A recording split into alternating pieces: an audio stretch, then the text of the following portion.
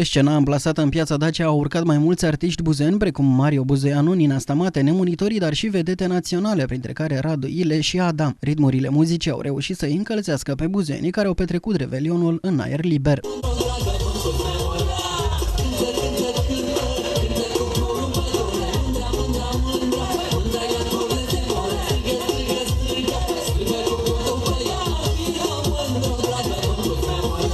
La spectacolul de anul acesta, buzenii s-au dovedit a fi foarte liniștiți. Petrecăreții prezenți în piața Dacia nu au creat probleme și au venit doar să se distreze. La miezul nopții, atracția principală a petrecerii de Revelion din centrul orașului a fost focul de artificii. 5,